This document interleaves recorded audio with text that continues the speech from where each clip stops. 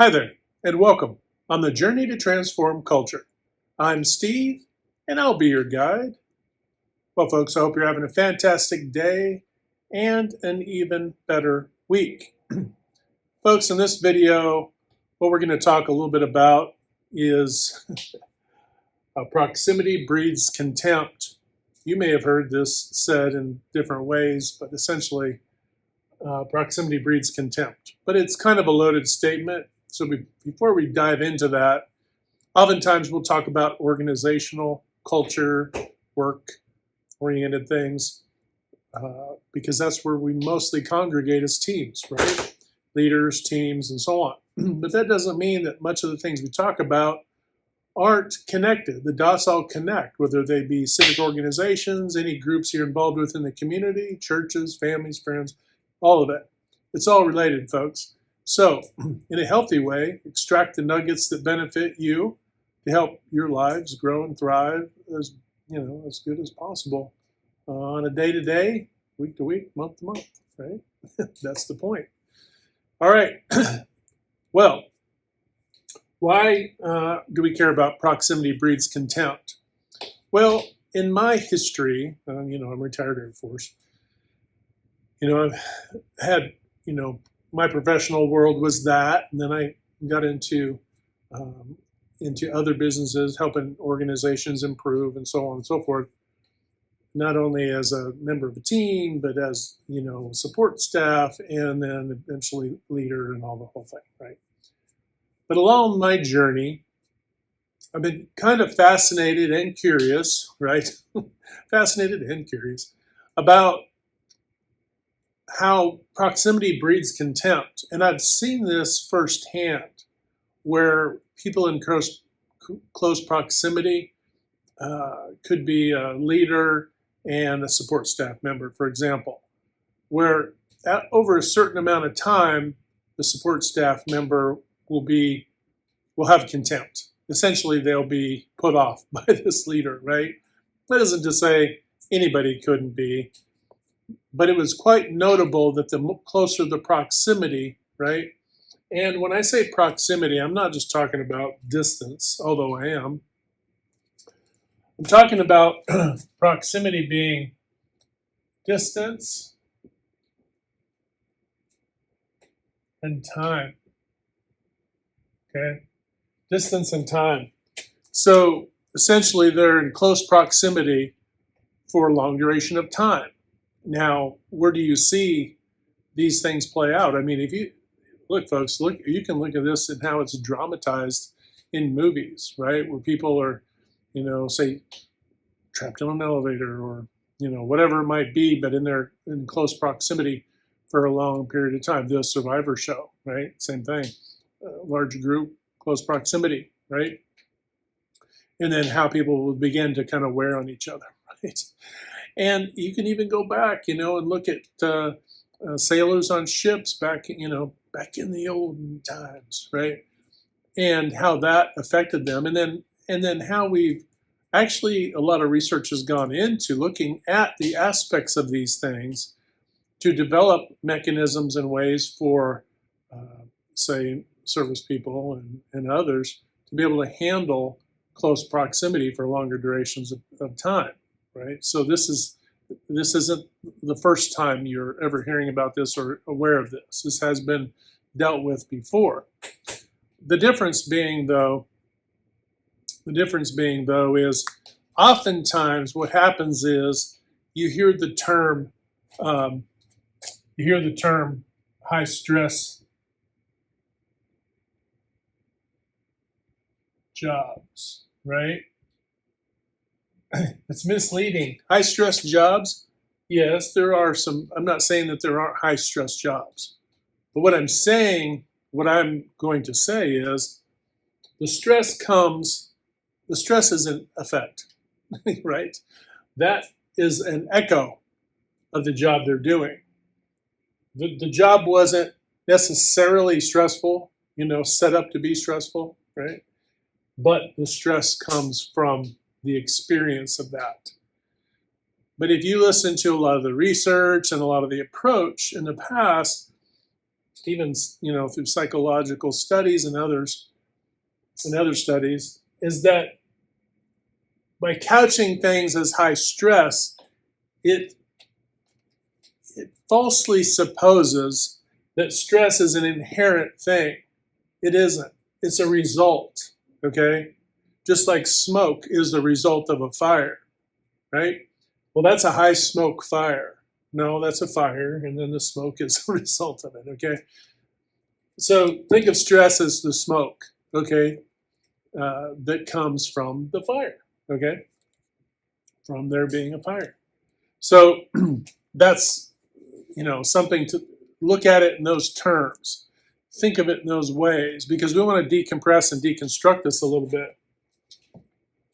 Well, why did I tell you all of that? Because the distance in time, it might be thought of as like, well, this job is stressful. This job I'm doing, I'm super stressed out. Is the job stressful? Are the tasks that you're doing actually stressful? Now, I'm not trying to make a blanket statement that they aren't. Okay, that's not what I'm trying to say.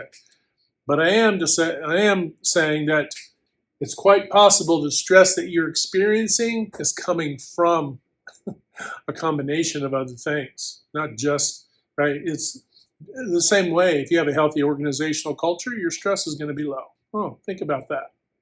And then wrapped within a healthy organizational culture, a lot of things are supposed, or a lot of things are in good working order for that to occur, right? So what does that mean?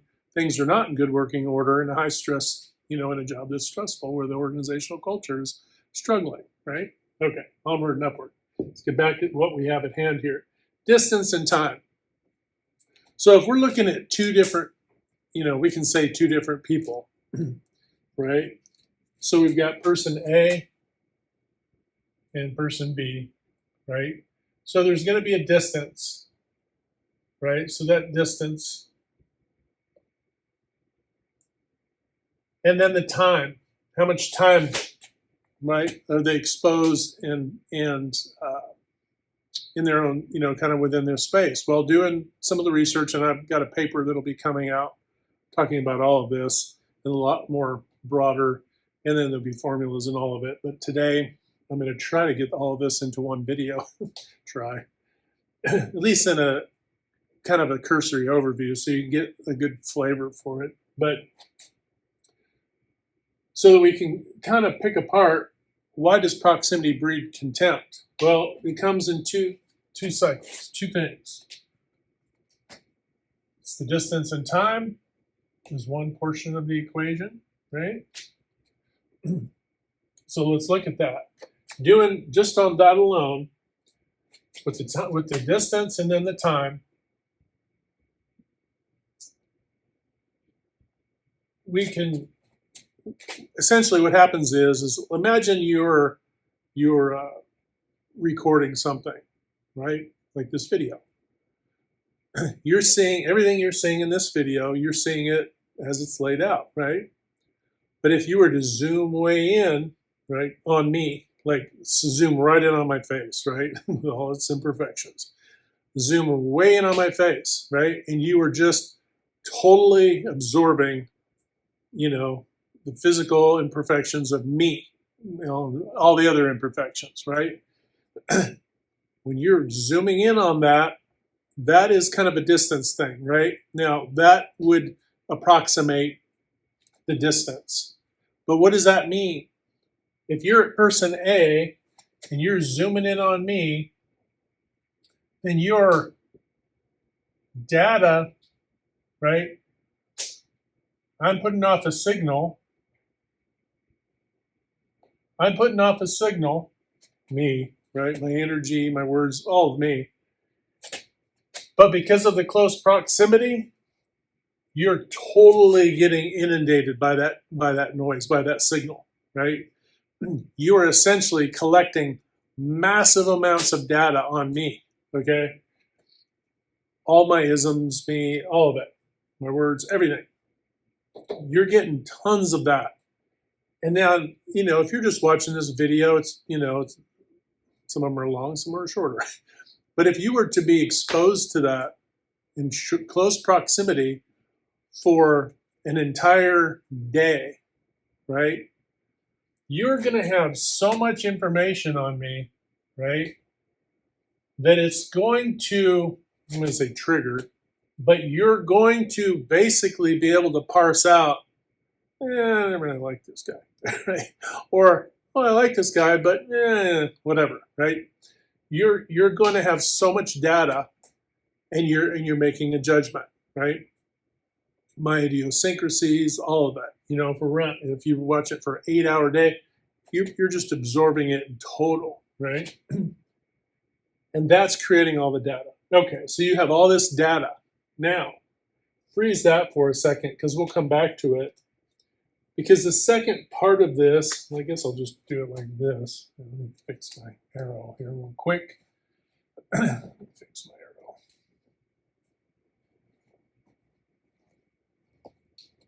Because the second part of this is, obviously you've heard of IQ. And any of these things you haven't heard of, you can look up, you can Google. I've done videos on some of this stuff already. There's IQ, moral IQ, emotional, the quotient essentially, but I'm just saying IQ, and physical, okay? And you're made up of all of these things, right? There's some people who break this into many more, but we'll just use these 4 for now. So your IQ, moral IQ, emotional IQ, and your physical IQ. It's really kind of what that symbolizes. All right. This is you, but you've just collected all of this data on me, okay? And so what you're doing, you're consciously and unconsciously, okay, comparing where I am relative to yours, okay? And there's social aspects to this too, right? So things you believe in, things you're involved in, all the things. You're doing a comparison. So when you're collecting all this data in a concentrated way, you're collecting all this and you're essentially comparing it. And over time, and that's just one day. Now imagine day after day after day, you're working with somebody in close proximity, right? Well, I've done some research. And the math basically says that for you to reach a threshold, or for you to escape the threshold, think of a vortex that's sucking you in, okay, is that you basically have to be about 14 feet apart, okay? 14 feet of distance, right, in a workspace. So your desk is, say, 14 feet from mine, right? And 14 feet away. And so for a day, like in the course of a day, 14 feet would essentially create enough separation in this that you're not absorbing the data to such an extent that it overwhelms you, right? So think of it this way. Part of the reason we can put up with each other, I'm just going to say it in a kind of fun, light way. Part of the reasons we can kind of put up with each other is because we're not in each other's face. Well, hopefully, right? We're not in each other's face. There's distance, right? And if you think about going through school as a kid, you be in class, and then what happens every, 50, 55 minutes, depending on where you went to school and the era that you grew up in, we'll say 50 to 55 minutes roughly, there was a break or class changed to another class, right? Essentially symbolizing a break. You got a break from, and there was separation. For the most part, you went always around the same people, although there are commonalities, right? And definitely not the same teachers. You may have only seen that teacher 1 hour of that day, right? So that's 1 hour, okay? And so the proximity then grows, okay? Now, obviously, we're people, we don't just always sit at a desk, right? There's movement and all these things. And that, we're not going to get into that for this video because I want to keep it kind of straightforward and simple for now. In the paper, I will address that. That will be part of it too. But suffice it to say, you're collecting all this data, you're doing a comparison, and then the contempt comes when you make a judgment, consciously and unconsciously, based on your reference points and the reference points and the saturation. You have collected all, you have a good snapshot, or at least you think you do, of who say I am and all the things. And so you make a judgment, and then that becomes contempt. That can become contempt. Let me put it that way. It can become contempt. When would it not become contempt?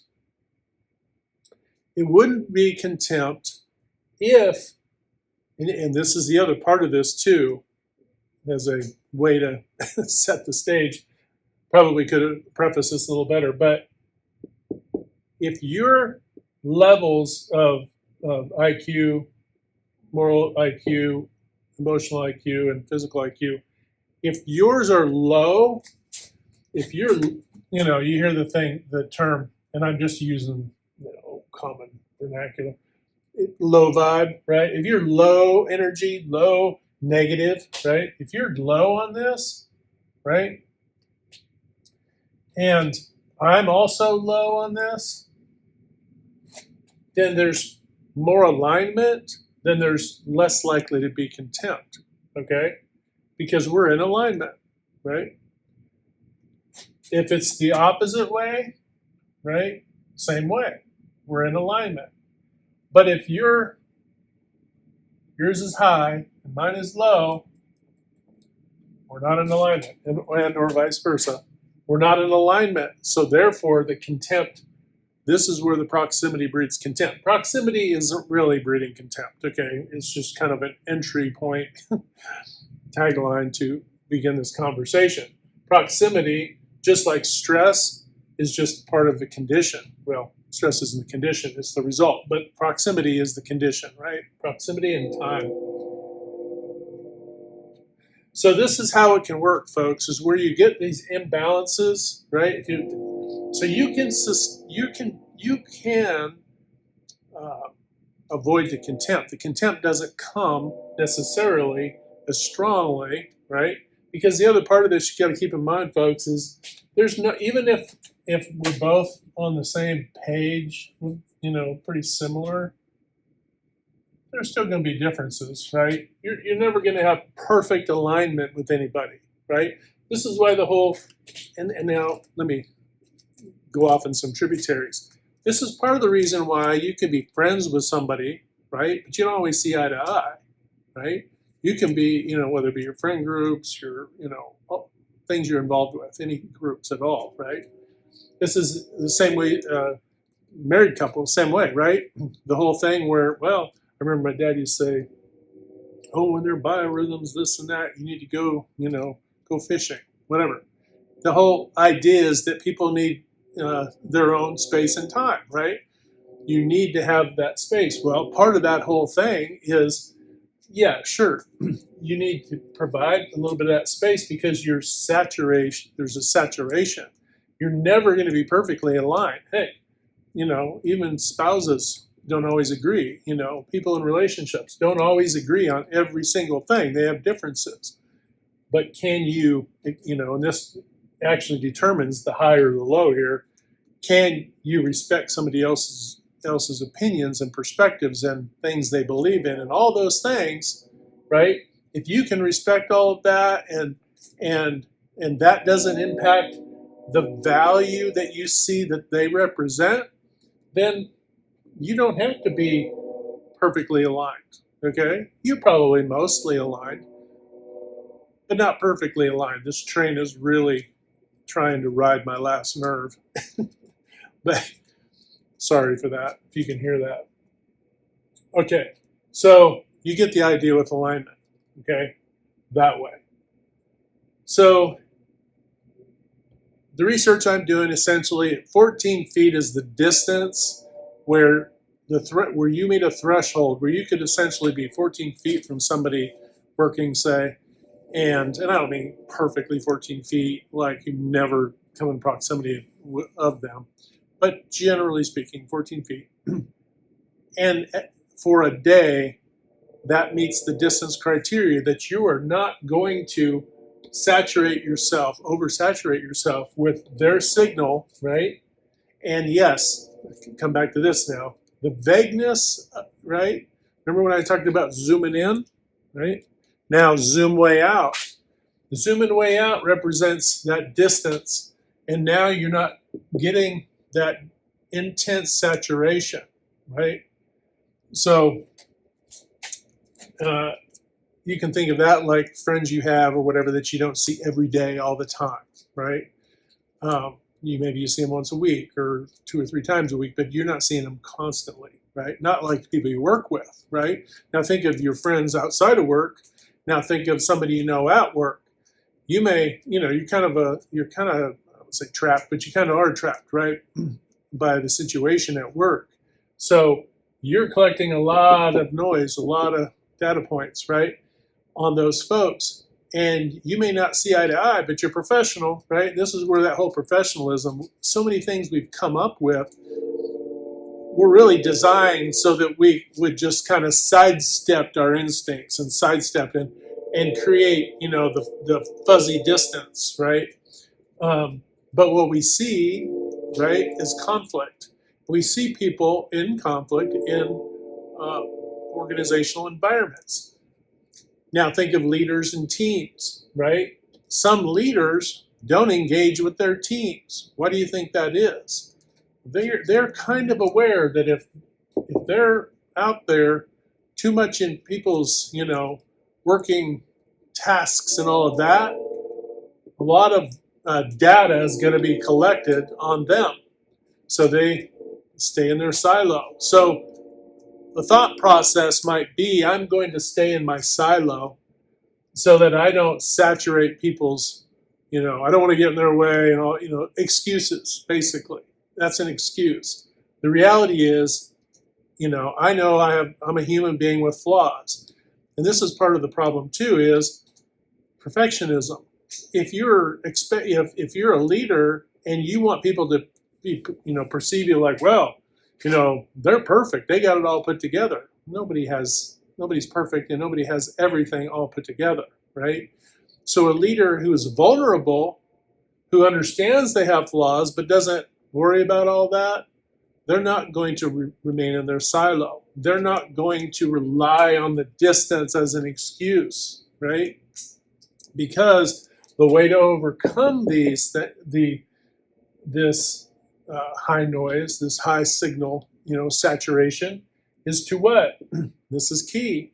Raise your IQ. I'm sorry, folks. The answer is always going to be learn something and get smarter, right? Raise my IQ, raise my moral IQ, raise my emotional IQ, and my physical, right? And recognize where others are on their own journey and respect that, honor that, appreciate that, and maybe you're even a mentor and a guide in that process, right?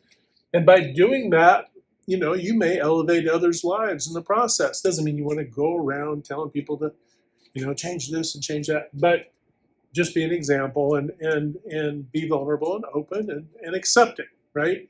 So the way to overcome the compression of where you're in the close proximity with folks, working with them for long periods of time, okay?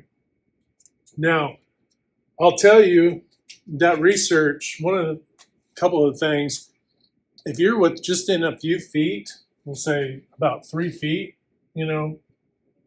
like your desks are locked, next to each other and that kind of thing, you're basically on a 1 or 2 hour saturation point.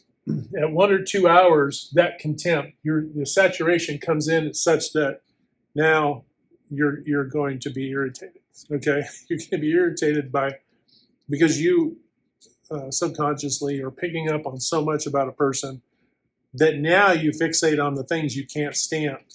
Even the best of us, right?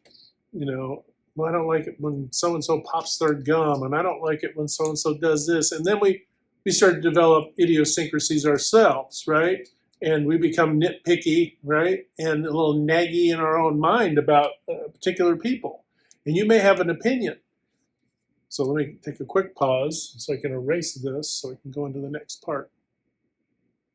Okay, got the board set up. All right, so next, let's look at when we have three people. So we got person A, person, let's say B here, and then we got person, oops, person C. So you've got, essentially have a triangle, right? I'm going to use this black one because my triangle color. All right.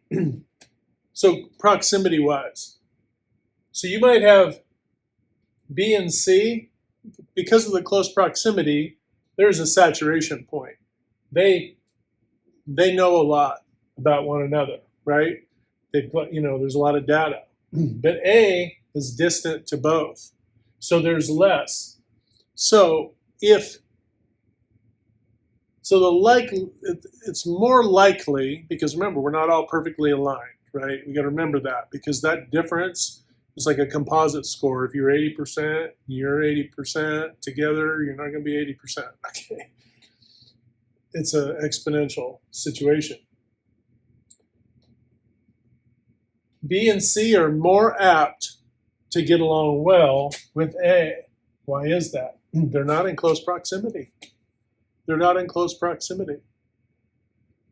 And if that's also time-based, A is probably going to have, why? Because it's that vagueness, it's that panning back, right? We're not focused in now, we're panned back.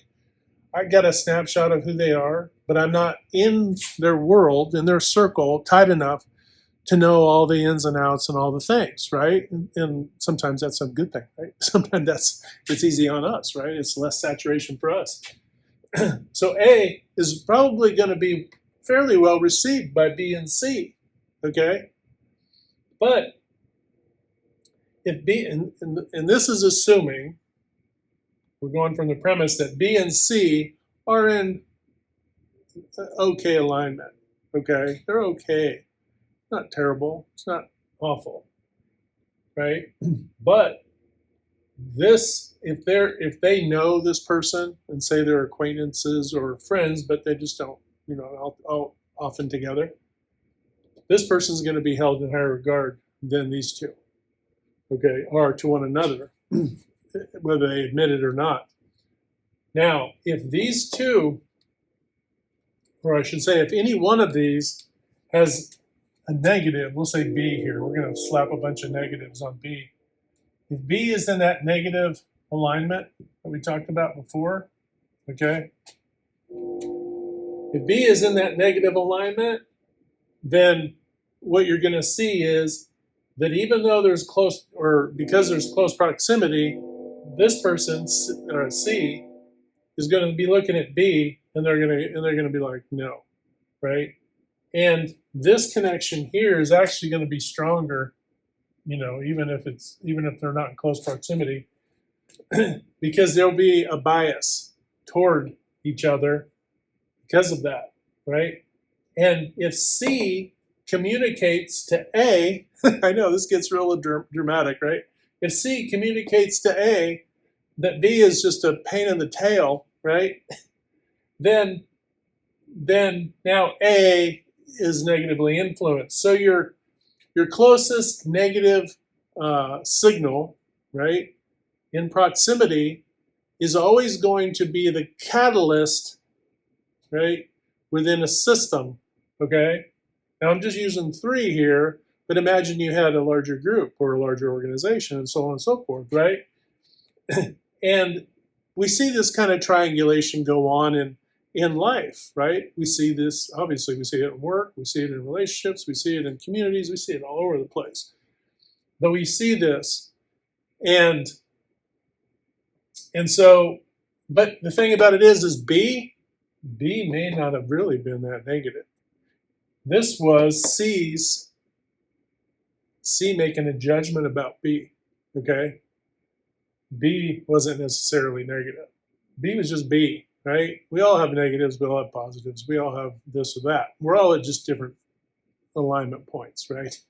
Different experiences, different wisdom, different, all the things. But I'm emphasizing this because this is what C is internalized based off of B. Because what? Remember the comparison thing, and then they were like, oh my gosh, communication goes this way, oh my gosh, now this person is biased, now A is biased about B. Now, have you ever seen this? Middle management biasing leadership against other team members? Oh, yes, you have. And if you haven't been out in the working world, okay?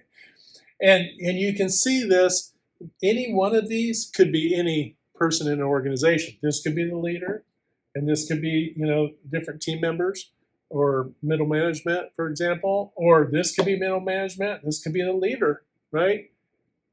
Telling middle managers and supervisors, oh, I don't know about so-and-so, blah, blah, blah, whatever. But typically, your leadership isn't in close proximity all the time with your broader team, right? So these are the things to be aware of, folks, is that our bias and our judgments, right, are essentially creating the conflict. Yes, proximity does breed contempt, but it especially breeds it if we perpetuate it, right? If we don't recognize it, now also, if this person's, reading negatives here, then they're not in alignment, right? So quite likely C is actually, if we were going to say there was an unbiased way to measure the two, probably a lot lower, has a lot more things negative going on. And this is where you see that my dad used to call it changing the frame of reference, right?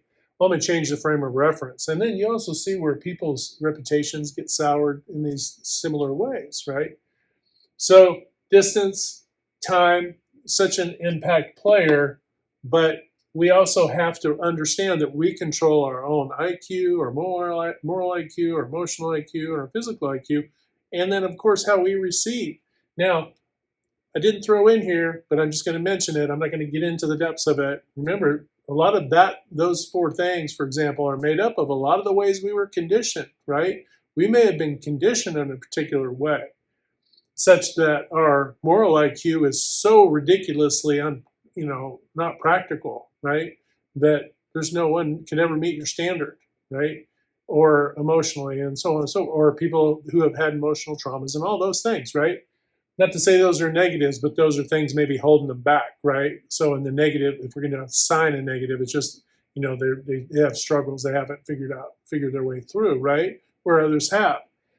Well, if somebody uses that against them, you can see how all of these things can work, and then we wonder why people aren't vulnerable, right? Who aren't open and who don't openly communicate. Well, sadly, who they are has been weaponized against them, right? And we see this in organizations. How do we know this? All you have to do is look at the performance, folks. You don't have to look any further than that. And you don't have to look any further because there's already tons of studies that have been done on aspects of this. The difficulty, though, is we hone in on, and it isn't to say it's not important, but we hone in on just our behavior, which is important. We can't rule the behavior out, but we also have to understand that there is a distance and time quotient here, the conditions, right? So if you're just looking at ergonomics, you could set up your work site and so on and so forth.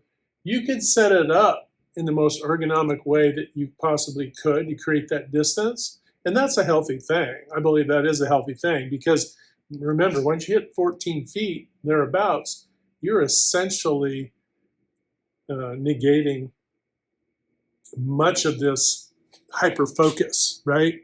You're panning people back so they have a little space, they can focus on their tasks, and personality isn't overtaking your organization. That being said, not everything we do. We interact with folks. It's just going to happen. That's just the way we're wired. We're social people. And the only one way for us to overcome situations where that distance and time isn't a big player is by what? Growing our IQ, our moral IQ, our emotional, and our physical IQ, right? And then being accepting, vulnerable, open to the journey and progress of others and where they are on their journey. Not being judgmental. When we start to judge, then things start to go all kinds of sour, okay? And performance, we already see performance. $5.5 trillion in the United States of, say, our GDP is just laying on the ground. Why is this? Because of conflict, inter-organizational conflict that essentially sours organizational culture, right? And I could invent the best ruler that, the best timekeeping device, the best computer program, and all the functional tools that you could ever want. But none of those are going to overcome the good that you can create in your organization by improving upon yourselves as people and as team members by what? Learning and understanding these things. Part of the key to overcoming this is just understanding it. When you understand this, you can't really unsee it, right? The distance thing, who hasn't seen that? Where somebody wants to change offices or locations and blah, blah, blah, because they've been in too close a proximity of other people to where they're getting on their nerves. Why are they getting on their nerves? Well, there's legitimate reasons why they might be getting on their nerves. Somebody's, social, not meeting the requirements of the social contract, then that's going to happen. And that should happen. We should, and there's mechanisms we can put in place to provide breaks and distance for team members to be able to focus in on their tasks. But the only way to sustain your improvements and to sustain the healthy part of the culture is getting back to us as human beings and how we deal with one another and how we grow ourselves. And this is the whole point and the whole idea of transformation, folks. The idea of transformation isn't about we have to transform because that's just the thing we want to say and do, and that's just the way we ought to go. No, there's a betterment. That betterment results in a more thriving life. And it's way more fun to be working within an organization or leading one that understands, or at least is open to understanding these things. When you understand it, that's the key, folks. Education is the key. Once you've learned it and you understand it, you can't unsee it now. And now you're you know who you are situationally in this model that I just drew out. And it could be at any phase. Now just add more people to this whole thing, and you see how it becomes a lot like billiard balls on a pool table, right? And how there are people who are negative catalysts, right? Who are negative catalysts who are, in these situations. And there are those who are what? Just remember before when I did the video about the creator, the sustainer, right? And the destroyer, right? Creator, sustainer. Right? Well, actually, this is destroyer. Sustainer, more than likely, just trying to do what they were trying to do. And creator, right? All right, folks, I know that was just kind of a whiz-bang through there. It was a little longer video, but hopefully you get the idea. Distance and time is the condition. The stress you're feeling is the result of the negatives that come from a lot of these things. To reverse course on these things, remember, we need to work on our IQ, our moral IQ, our emotional IQ, our physical IQ, and then, of course, how we allow for others to grow on their own journey and that we're not judgmental, right? Sometimes we can be helpful and we can communicate in healthy ways. That's another way to overcome a lot of this, right? All right, folks. Hope you're having a fantastic day. Remember, hit that good green domino 3 to 5 times a day to uplift, motivate, inspire, and just encourage one another. When you do this, not only are we helping to improve culture and transform, but we're also transforming our own lives. But remember, we can't transform anything on the outside if we're not willing to transform on the inside. Super important. All right, folks, hit like, share, and subscribe. And until next time, we'll talk to you later.